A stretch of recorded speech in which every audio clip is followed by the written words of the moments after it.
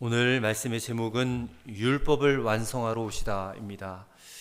제가 어렸을 적 이제 주일학교를 다녔을 때에 이제 교회학교 전도사님인가 선생님인가 잘 기억은 안 나는데 아무튼 이런 말씀을 들은 기억이 납니다.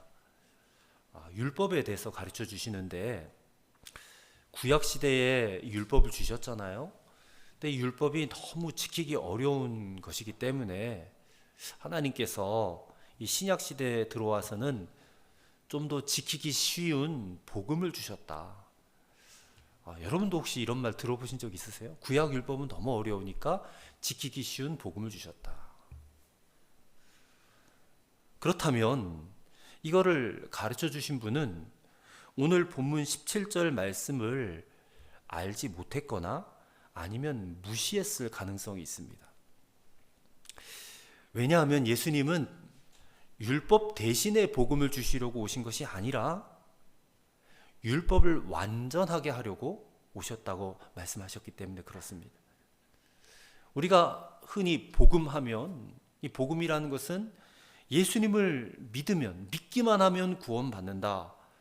우리가 이 정도로 생각을 하니까 그야 뭐 믿는 것 정도야 율법 지키는 것보다 쉬운 일처럼 보이니까 그렇게 말할 수도 있지 않았겠는가 생각이 들어요. 하지만 우리가 믿는 이 복음을 율법과 비교해 가지고 지키기 쉬운 것이다 라고 말해서는 안 됩니다. 이 복음과 율법은 굉장히 밀접한 상관관계가 있어요. 그리고 자칫 잘못하다가는 구약은 율법이고 신약은 복음이다 이렇게 이분법적으로 잘못 생각할 수 있는 그런 오류에 빠지기도 합니다. 그리고 신약 시대를 살아가는 성도는 신약 성경만 필요하지 구약 성경이 뭐 필요해, 구약은 다 율법인데 하면서 구약을 그냥 펼쳐보지도 않고 읽어보지도 않을 그런 필요 없는 성경처럼 여길 가능성도 있기 때문에, 위험이 있기 때문에, 그러니까 율법은 지키기 어렵고 복음은 지키기 쉽다, 이런 이분법적 생각은 여러분 절대 하시면 안 된다는 것입니다. 인간을 창조하신 하나님께서는 오늘 인간이 어떻게 살아가야 할지에 대해서 창조 때부터 지금까지 조금도 변하지 않았어요. 오늘날에도 창조 때 그 품었던 뜻이 여전히 유효합니다. 하나님은 인간에게 여전히 너희는 가치 있는 존재다, 존귀한 자이다, 그러니 그 가치 있는 존재에 걸맞는 삶을 살기를 원하세요. 또 그렇게 살지 못한 삶에 대한 책임도 묻고 계세요. 그래서 율법을 주셨고 또 그것을 지키며 살기를 바라신다는 것입니다. 그래서 오늘날도 마찬가지예요. 근데 오늘 본문 17절에 말씀하신 이 예수님의 말씀이 율법과 선지자라는 표현은요, 구약 성경 전체를 칭하는 말이에요. 왜냐하면 예수님 시대에는 신약 성경이 없었으니까 이 예수님의 말씀 가운데 율법이나 선지자면 그냥 구약 성경 하나예요. 그 전체를 칭하는 것이고, 그리고 폐하려 온 것이다 할 때 폐하려 한다는 것은 무효화시킨다 이런 표현이거든요. 근데 왜 주님이 지금 이런 말씀을 하셨는가? 당시 사람들에게 예수님의 말씀과 행동은요, 너무 과격했어요. 그리고 너무 파격적인 것이었습니다. 왜냐하면 예수님께서는 그 당시에 있었던 이 장로들의 유전, 그러니까 관습처럼 내려오던 그런 행동들을 깨트리신 적이 많아요. 또 여러 가지 율법적인 까다로운 규례도 지키지 않은 적도 많으시고요. 심지어는 유대인들이 목숨처럼 여겼던 안식일마저도 깨트리는 것처럼 보였어요. 그래서 사람들이 예수님의 그 가르침과 행동하시는 것을 보고 얼마나 많이 분노하고 비난을 했는지 몰라요. 심지어는 그것 때문에 예수님을 죽이려고까지 했으니까. 그러면 예수님을 따르는 제자들은 어땠을까? 이 제자들도 예수님이 너무 유대인으로서 하지 말아야 될 그런 일들을 하시는 것을 보면서 이분이 이 구약의 율법 질서를 완전히 폐지하시고 새로운 종교를 만드시기 위해서 오셨구나, 이제 그런 생각을 하지 않았겠는가. 그래서 그런지 예수님은 오늘 이 본문의 말씀을 통해서 그런 오해를 지금 바로잡아 주시는 거예요. 자, 17절의 말씀을 보십시다. 내가 율법이나 선지자를 폐하러 온 줄로 생각하지 말라. 폐하러 온 것이 아니요 완전하게 하려 함이로다 했습니다. 여기 완전하게 하러 오셨다라는 말씀은 율법이 본래 가지고 있었던 목적, 그 목적을 완전하게 드러내기 위해서, 그리고 율법이 궁극적으로 목표로 하는 것이 있잖아요. 그것을 성취하려고 오셨다, 그런 의미예요.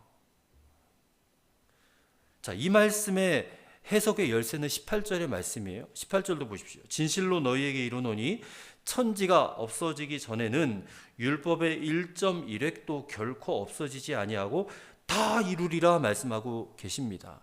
여기 율법의 1.1획이라는 표현이 나오는데요. 이 율법의 1.1획이라는 것은요, 구약 성경을 기록한 히브리어 철자 가운데 아주 작은 글자 두 자가 있어요. 하나는 와우라는 글자가 있고 하나는 요드라는 글자가 있어요. 와우는 이렇게 길다랗게 생긴 짝대기 같은 글자고, 요드는 이렇게 약간 이렇게 쉼표처럼 생긴 그런 글자거든요. 그것을 1.1획이라고 표현을 한 겁니다. 와우와 요드를 1.1획이라고 해요. 그러면 이 말은요, 구약 성경을 기록한 히브리어 철자 가운데 가장 작은 철자 하나, 그 점 하나도 반드시 하나님의 말씀으로 드러날 것이다, 그런 의미예요. 구약의 율법 하나하나, 조항 하나하나에는요 다 그 배경이 있고요, 정신이 있습니다. 그 모든 하나하나는 다 하나님의 뜻을 드러내고요, 그리고 그 하나님의 뜻은 반드시 이루어져야 한다라는 그런 의미예요. 다시 말해서 예수님께서 오신 것은요, 이 율법의 아주 작은 한 부분도요 폐지되지 않고 다 이루기 위해서 오셨다, 그런 말씀이라는 겁니다. 그러나 이 예수님이 율법을 완전하게 하셨다라는 말씀에 우리가 오해하지 말아야 할 것이 있습니다. 그것은 율법이 잘못된 부분이 있어서 그것을 바로잡기 위해서 수정한다, 또는 율법이 뭔가 부족하기 때문에 부족한 부분을 채운다, 그런 의미가 아니에요. 그런 의미가 아니라 그림자나 모형 안에 들어가 있었던, 이게 불분명하게 숨겨져 있던 것들을 이제는 예수님이 실체이시기 때문에, 실체이신 예수님이 오셨기 때문에 그것이 분명하게 드러났다라는 그런 의미예요. 이게 좀 어려운 표현이긴 합니다. 근데 우리가 레위기도 읽었고 출애굽기도 읽었는데 거기 이제 율법의 조항들이 있고 성막 여러 가지 그런 항목들을 우리가 읽어가면서 이것의 의미를 다 밝혀냈잖아요. 근데 그것을 본래 처음 받았던 이스라엘 백성들은요, 그것의 의미가 뭔지 다 몰랐을 거예요. 근데 예수님이 오심으로 인해서 그때 그 말씀이 이런 의미였구나, 그때 성막 안에 있던 이런 도구, 이런 기구들이 바로 이런 의미를 갖고 있었구나, 예수님으로 말미암아 그게 다 밝혀졌단 말이에요. 그래서 완전하게 하신다라는 이 말씀은 예수님이 오셨기 때문에 이제는 구약의 그 율법들, 그것들이 완벽하게 성취되었고 끝내셨다, 그런 의미가 된다는 겁니다. 자, 그렇다면요, 구약의 율법이라는 것이 무엇일까? 자, 우선 율법이라는 것은 모세오경을 말해요. 모세오경은 성경의 처음 5권을 말합니다. 창세기, 출애굽기, 레위기, 민수기, 신명기, 이 5권을 모세오경이라고 해요. 이제 그 안에 율법이 들어 있어요. 근데 그 율법에는 3가지 법이 있다고 해요. 바로 의식법, 시민법, 도덕법이에요. 율법에는 이 크게 3가지로 나눌 수 있어요. 의식법, 시민법, 도덕법 3가지가 있는데, 이 의식법은 제사와 관련된 법이에요. 제사. 그리고 제사를 드리는 제사장들과 레위인들에 관한 법들이 있고요, 그리고 제사를 드리는 장소와 또 기구들에 관한, 또 절기에 관한 그런 법들이 있어요. 그게 출애굽기, 레위기, 또 신명기에 나와 있습니다. 그런데 이 의식법들은요, 한결같이 장차 예수님이 이 세상에 오셔서 세상 죄를 짊어지시고 십자가에 죽으실 그 죽음을 가리키는 거예요. 예수님이 오시면 번제로 죽은 그런 양과 염소처럼, 속죄제로 죽은 양과 염소처럼, 또 화목제로 죽은 양과 염소처럼 인류의 모든 죄를 짊어지고 십자가에서 죽으실 것을 다 예표하는 거예요. 그래서 그것을 그림자라 모형이라 말을 하는 겁니다. 그리고 예수님께서 이제 실제로 이 땅에 오셔서 자신의 몸을 제물로 삼고 십자가에 보혈을 흘리시고 죽으심으로 이 의식법이 이제는 더 이상 드려질 필요가 없는 법이 되었어요. 더 이상 인간의 죄를 속하기 위해서 구약의 그 제사법으로 막 짐승을 불로 태워서 제사 드릴 필요가 없어요. 예수님께서 모든 죄를 다 속할 수 있는 영원한 제사를 드리셨기 때문에 그렇습니다. 그러니까 실체가 오셔서 완벽하게 단 한 번의 제사로 끝장냈기 때문에 지금까지 그냥 그림자처럼 드려왔던 모든 구약의 제사들은 이제 일단락이 되었다. 그래서 이 의식법은 더 이상 우리가 드릴 필요가 없어요. 지킬 필요가 없어요. 정말로 폐하여진 거예요. 의식법은. 그리고 시민법은요, 이스라엘에게 주어진 재판법이에요. 그건 이스라엘 나라에만 이게 해당하는 법이에요. 그 재판법도 사실은 오늘 우리에게는 별로 필요 없는 법이에요. 그래서 그것도 더 이상 유효하지 않은 법입니다. 그런데 도덕법이 있습니다. 도덕법. 이 도덕법은요, 십계명으로 압축되는 아주 중요한 법이에요. 하나님께서 돌판에 새기셔서 그 십계명을 언약궤 안에다 보관하게 하셨어요. 이 도덕법은요, 의의 완전한 규범이에요. 그래서 이것은 오늘날 우리 그리스도인들에게도 여전히 유효한 법이에요. 그래서 우리가 찬송가 맨 뒤에다가 십계명 이렇게 붙여놨잖아요. 우리도 지켜야 될 법이다. 지켜야 할 법이다. 그래서 폐지된 법이 아닙니다.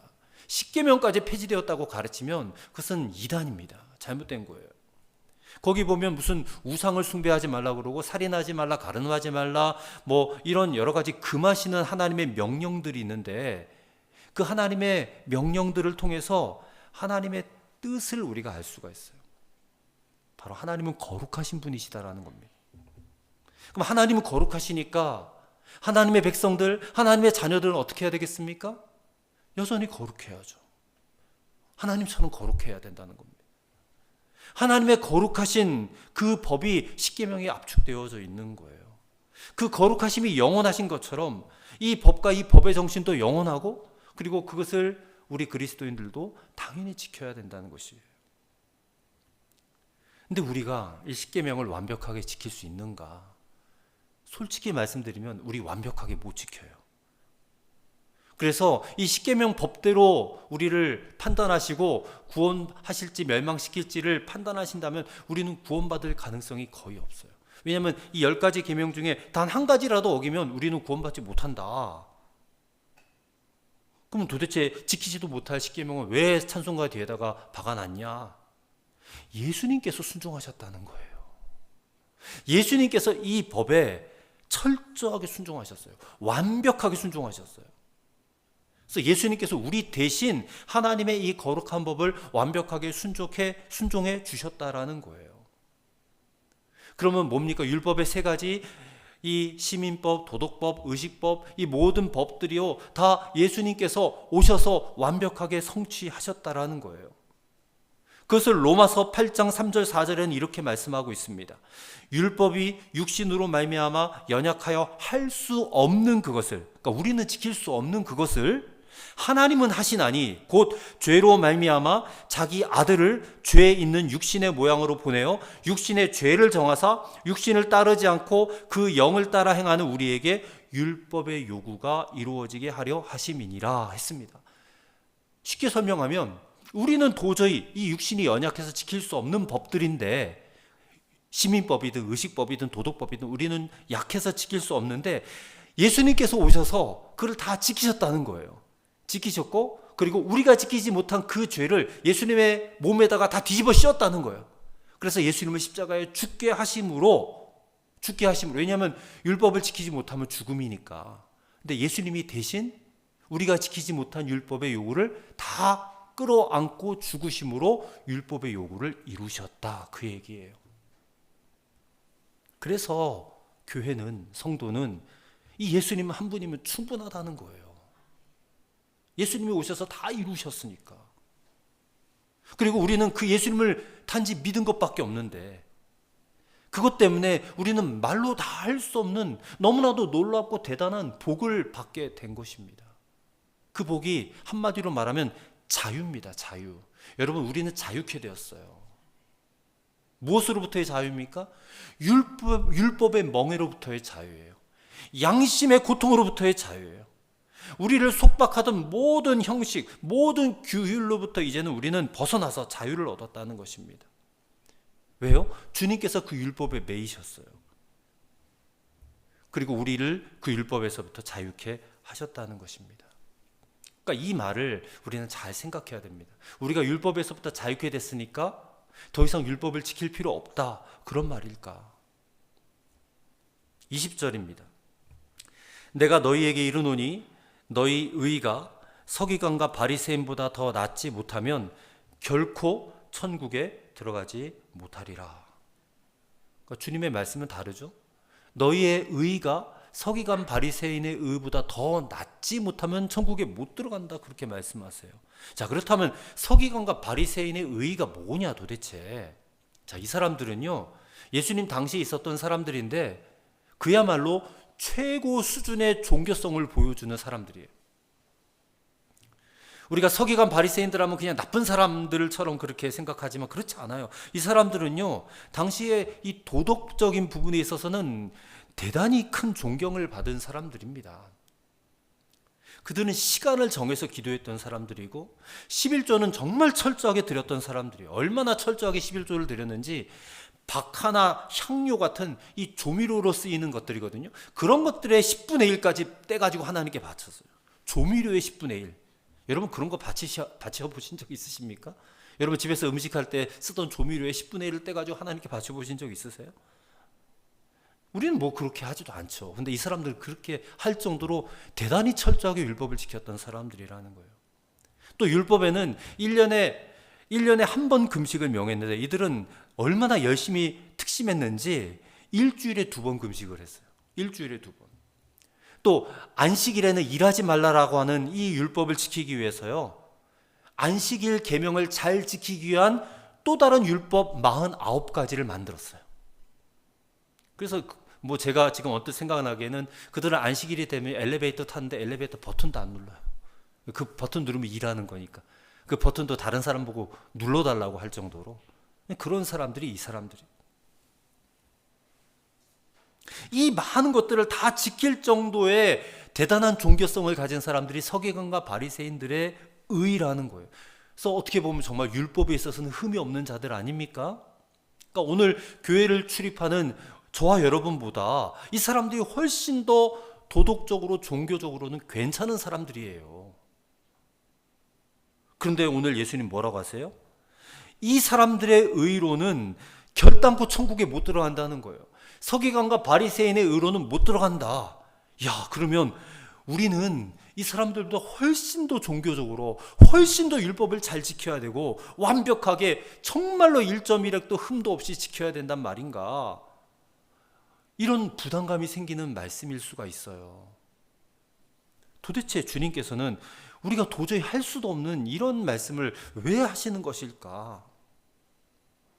자, 먼저는요, 이 서기관과 바리새인들의 의라는 것이요, 이게 하나님을 향한 것이 아니었음을 말씀하는 거예요. 이들의 의는 외식적인 의예요. 형식적인 의예요. 그 말은 사람들에게 보이려고 하는 의라는 겁니다. 그래서 그들의 의가 하나님을 향한, 하나님 앞에서의 의로움이 아니라 사람들 앞에서 내가 이렇게 의로운 자다라고 보이려고 하는 가식적인 의라는 거예요. 이기적인 의라는 거고 자기 자랑을 위한 의라는 거예요. 그래서 그런 의로는 천국에 못 들어간다, 그런 얘기예요. 근데 가만히 생각해 보면요, 오늘날 그리스도인들에게도 이런 형식적인 의가 많이 있어요.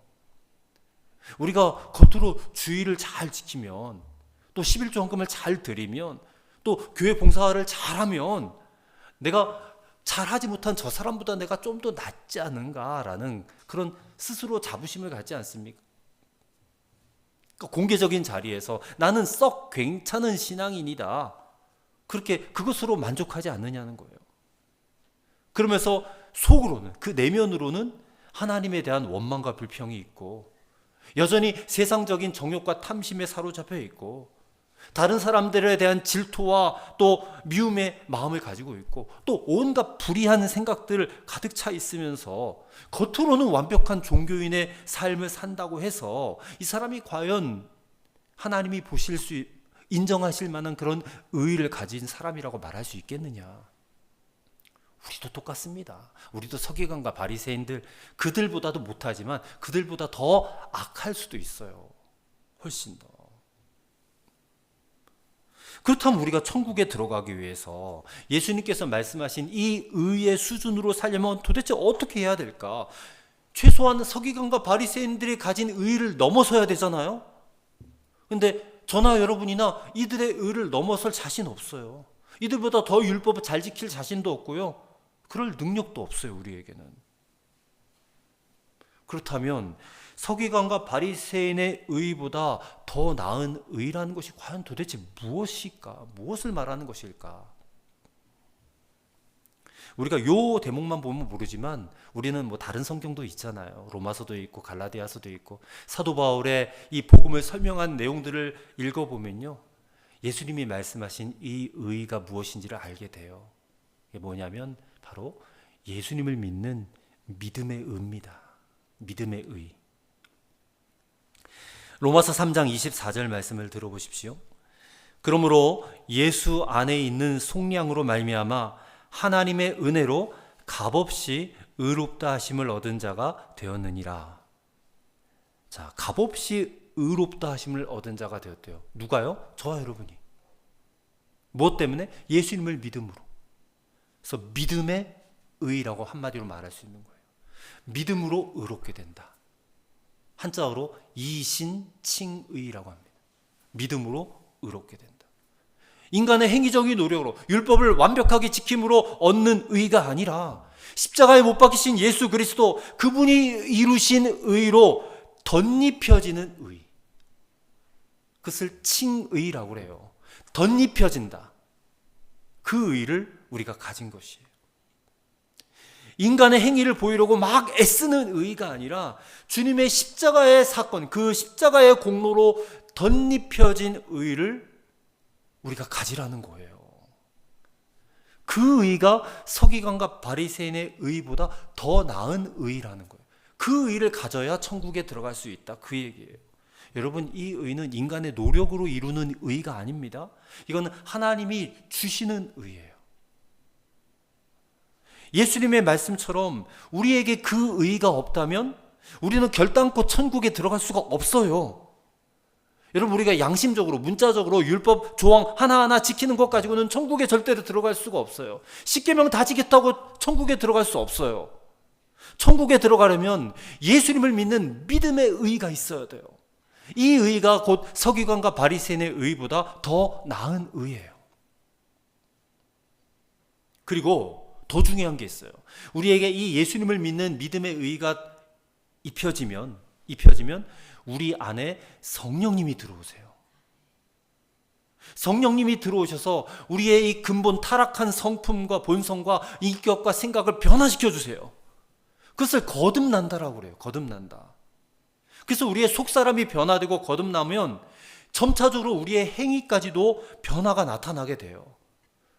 그래서 우리는 이 믿음과 성령, 이 믿음과 성령의 능력으로 온전한 삶을 살 수 있게 되는 것입니다. 그래서 우리 그리스도인의 의가 이 서기관과 바리새인들의 의보다 더 나은 의가 될 수가 있다는 거예요. 자, 다시 정리하면 우리는 오직 예수님의 십자가 그 보혈을 믿음으로 의롭게 되었어요. 그것을 덧입는 의라고 했어요. 칭의라고 했습니다. 그리고 그분의 영이신 성령님을 내 마음에 모시고 이제 그분의 명령을 쫓아 살면 우리는 온전하게 되는 거예요. 그러면 율법을 기쁘게 지키며 살게 돼요. 완벽히가 아니라 기쁘게 지키며 살게 돼요. 그래서 예수님은요, 마가복음 12장 30절 31절에 율법에 대해서 딱 두 마디로 요약을 하셨어요. 율법이 전체 613가지인데요. 613가지 율법을 딱 두 마디로 정리를 하셨는데 뭐라고 말씀하셨느냐? 첫째는 이것이니 내 마음을 다하고 목숨을 다하고 뜻을 다하고 힘을 다하여 주 너의 하나님을 사랑하라 그랬어요. 하나님을 사랑하라. 그게 첫째고요. 둘째는 이것이니 내 이웃을 내 자신과 같이, 옛날에는 내 몸과 같이 사랑하라 하셨어요. 자, 첫째는 뭐예요? 하나님을 사랑하라. 둘째는 뭐예요? 내 이웃을 내 몸과 같이 사랑하라. 이것이 온 율법과 선지자의 강령이라 그랬어요. 율법과 선지자는 구약성경 전체라고 그랬잖아요. 구약성경 전체를 단 두 마디로 요약해 주신 거예요. 하나님을 사랑하라, 이웃을 사랑하라.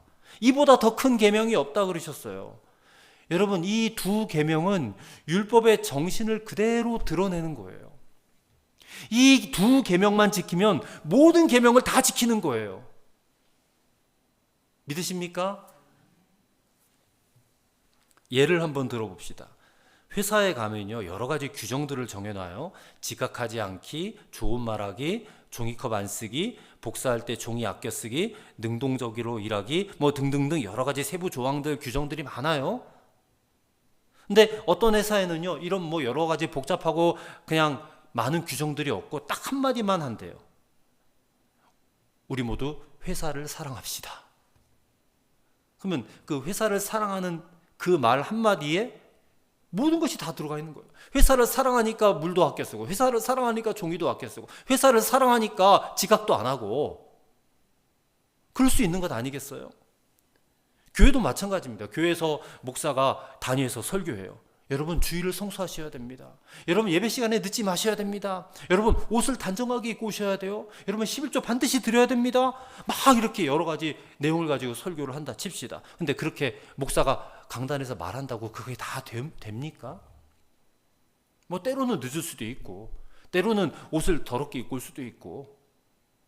그래서 어떤 분은 목사에게 막 요구한대요. 목사님, 그냥 좋은 얘기만 하지 마시고 좀 야단도 좀 치시고 잔소리도 좀 하세요. 그래야지 성도들이 좀 변화되지 않겠습니까? 라고 말을 하는데, 여러분, 신앙생활이 뭐 잔소리 많이 한다고 야단친다고 그게 되는 게 아니잖아요. 신앙생활을 잘 하시려면 딱 한 가지만 있으면 돼요. 여러분, 성령의 충만함을 받으시고 하나님을 향한 뜨거운 사랑만 있으면 돼요. 그러면 하나님을 사랑하는데 예배 시간에 늦겠으며, 하나님을 사랑하는데 옷을 깨끗하게 안 입고 오겠으며, 하나님을 사랑하는데 11조를 안 드리겠어요? 하나님을 사랑하는데 저절로 되는 거예요. 저절로. 하나님을 사랑하면 다 저절로 돼요. 하나님은 그것을 우리에게 이루신 거예요. 예수님을 보내시고 십자가에 죽게 하심으로, 그 예수님을 믿고 성령을 보내주심으로 우리에게 그것이 이루어지도록 하기 위해서 하신 것이다라는 거예요. 그리고 예배도 달라져요. 가끔가다 우리가 5절까지 있는 찬송가 부를 때가 있어요. 5절. 그러면 어떤 분들은 찬송가 몇 장 부르십시다 하면 딱 펴서 5절짜리가 딱 나오면, 아 진짜 짜증나게 누가 이 부르기 힘들도록 5절까지 만들었나, 이런 생각하면서 찬송부 내내 부르면서 이 언제 끝나나, 그렇게 지루할 수가 없는 거예요. 설교 말씀이 귀에 하나도 안 들어와. 5절짜리 찬송가 그 한 곡 때문에 예배가 더 막 늦어질 것 같고, 언제 끝나나 자꾸 시계만 쳐다보고. 우리는 예배 시간에 참석하면 예배를 드렸다 생각하지만 하나님은 다르게 보시지 않겠어요? 하나님은 우리의 태도보다는요, 마음의 중심을 보시잖아요. 그러니까 우리의 마음이 하나님을 향하여 진정성이 있느냐, 진짜 드린 예배, 진정성 있게 드린 예배를 기뻐 받으시지. 근데 우리가 아까 마가복음 12장 말씀처럼 마음과 힘과 정성과 뜻을 다해서 하나님을 사랑한다면, 그 사랑하는 마음으로 드리는 예배를 하나님이 어찌 기뻐하지 아니하시겠어요? 찬송가가 5절짜리가 아니라 100절짜리가 있어도 기쁘게 부를 거예요. 하나님을 사랑하는 마음이 있는데, 실제로 중국에는 100절짜리 찬송가가 있대요. 중국에는. 근데 그 사람들은요, 예배 시간이 최소 2시간, 3시간이래요. 뭐 100절짜리 찬송가 하는 3, 4곡만 불러도 막 10분, 20분, 30분 지나가지 않겠어요? 근데 그들이 그것을 지루해하지 않는 이유가 있어요. 왜요? 하나님을 사랑하는 마음으로 예배를 드리고 찬송을 부르니까. 어떤 이제 목사님이 중국 교회에 가서 부흥회를 인도하는데 사실 이제 통역 세워놓고 하다 보니까 말씀도 엄청 길어지잖아요. 그래서 한 시간 정도 말씀을 전했는데 이 성도들이요, 좀 더 해주세요. 더 말씀 듣고 싶어요. 막 이런데요. 그래서 목사님이 막 2시간, 3시간씩 그렇게 설교를 하신대. 그래도 막 갈급해서 교회를 안 떠난대요. 더 듣고 싶어가지고. 오늘 우리에게 그런 열정과 하나님을 향한 사랑이 있습니까? 여러분, 신앙생활에 있어서 가장 중요한 것은 형식이 아니에요. 하나님을 향한 절절한 사랑이에요. 뜨거운 사랑이에요. 뜨거운 사랑. 하나님을 향한. 그리고 그 사랑이 우리의 이웃들을 향하여 가야 돼요. 그래서 하나님 사랑, 이웃 사랑 딱 2가지로 못 박은 것 아닙니까? 하나님을 사랑한다면 이웃을 향하여도 사랑이 가야 돼요. 그것은 율법을 막 조항별로 세세하게 쪼개가지고 그것을 완벽하게 지킴으로써 되는 게 아니에요. 믿음과 성령의 능력이에요. 믿음과 성령의 능력. 이거 있어야 가능해요. 내가 예수님을 믿는다면 성령님이 내 안에 오셨기 때문에 성령님의 인도하심과 성령님의 그 말씀하심에 순종할 수밖에 없어요. 그럴 때 그 성령님은 우리로 하여금 하나님의 이 계명을 기쁘게 지키도록 하신다는 것입니다. 성도 여러분, 결론입니다. 예수님은 율법을 완성하러 오셨어요. 이제 예수님은 우리에게 서기관과 바리새인보다 더 나은 의로 계명을 지키라고 말씀하세요. 억지로 지키기 싫은데 구원받기 위해서 지키는 그런 계명이 아니라, 그러니까 종교적인 열심으로는 불가능해요. 이게 오직 예수를 믿는 믿음의 의로, 그리고 우리 안에 들어오신 성령의 능력으로, 이게 하나님의 계명을 기쁘게 지키며 살아가는 그런 성도가 되셔야 될 줄로 믿습니다. 우리는 그렇게 살다가 자연스럽게 천국에 들어가게 될 줄로 믿습니다. 오늘 율법을 완성하러 오신 주 예수 그리스도를 믿는 믿음의 의가 저와 여러분에게 분명하시기를 주의 이름으로 간절히 축원합니다. 그 믿음의 의가 저와 여러분을 천국으로 인도하여 주실 거예요. 기도하겠습니다. 하나님 아버지, 예수님 탄생하심을 기다리는 대림절을 보내면서 이 땅에 예수님 오신 분명한 목적이 바로 율법의 요구를 이루시고 완성하시기 위해서 오신 것임을 깨달았습니다. 그러므로 우리를 율법의 멍에로부터 자유케 하신 그 은혜를 또한 깨달았습니다. 예수님을 믿는 믿음의 의를 우리가 가졌사오니 성령의 능력으로 하나님의 이 계명들을 기쁘게 지키며 살게 하여 주옵소서. 하나님 사랑과 이웃 사랑의 계명이 저절로 지켜지는 은혜로운 삶이 시작되게 하여 주시옵소서. 이 땅에서부터 천국의 삶을 사는 것을 시작하게 하여 주시옵소서. 예수님의 이름으로 기도하옵나이다. 아멘.